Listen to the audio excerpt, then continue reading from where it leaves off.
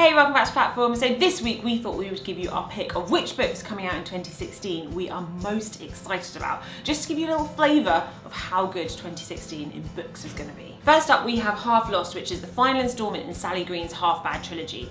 Now these books are set in a world where there are black witches and white witches, and black witches are bad and white witches are good, and Nathan, our protagonist, is half of both. He's half black witch, half white witch, so he's kind of an outsider of everyone. These books are so good, they're sexy, gripping and thrilling, so if you haven't gone and read Half Bad and Half Wild now, I would strongly recommend you do ahead of when Half Lost comes out at the end of March. Next up, something completely different. This is My Name is Leon, which is a debut novel by Kit de Waal. It's about a little boy called Leon who's 9 years old, and he's recently been taken into care with his little brother Jake. But Leon and Jake have different dads. Leon is mixed race, whereas baby Jake is white. Now it turns out a family want to adopt baby Jake, but because Leon's mixed race, they don't want him. This book is about love, it's about overcoming unbearable loss, and I guarantee as you read it, you will absolutely fall in love with Leon. Next up, something really exclusive and exciting. Author of Reckless Journal, Kerri Smith, has a new book coming out this year.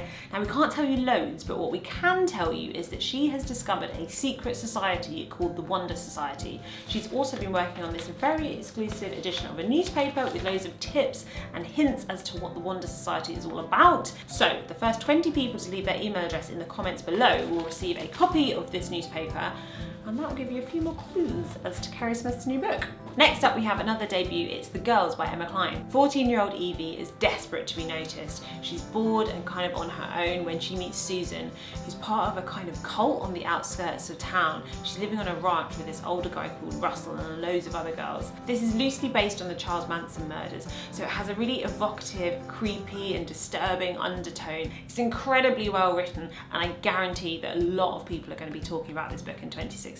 Next up, I don't have something to show you because it's literally still being written, but it's This Modern Love by Will Derbyshire. Now you may know Will from his YouTube channel where he talks about relationships and love, and that's what he's going to talk about in this book. Now you can get involved in this book as we speak because Will's asking people a set of questions all to do around the topic of love, and he's asking people to write him letters and emails, and he's going to curate those into a book which will be out later this year. Next one I can't show you because it's not out till June, but it is the final instalment in the Tearling series. The first one was Queen of the Tearling, the second one was Invasion of the Tearling, and the last one is Fate of the Tearling, which is going to be out in June. Now I've discussed Queen of the Tearling in another video, so I'll link that here, but it's essentially anyone who loves Game of Thrones, Hunger Games is going to love it, and it's going to be made into a film where Emma Watson is going to play Kelsey. Next we have the last one by Alexandra Olivia. Now this is a dystopian thriller that follows Zoo, who's taken part in an intense reality TV show. However, as she continues to play the game that she's entered, it seems as though there may be no end. Next up we have The End of the World Running Club by Adrian Walker. Now this is set in a world that has been almost completely destroyed by a terrible disaster. Edgar is trying to get his family back together, but they're 550 miles apart. The UK is now this incredibly harsh, brutal terrain, and he's not able to drive there. His only option is to run, however it's going to be fraught with challenges. So those are our top picks of what we're most looking forward to in 2016. Of course there's going to be millions more books that we're really excited, but we just wanted to give you a little glimmer into what 2016 in books is going to look like. I hope you enjoyed it. Thanks for watching, and I'll see you next week.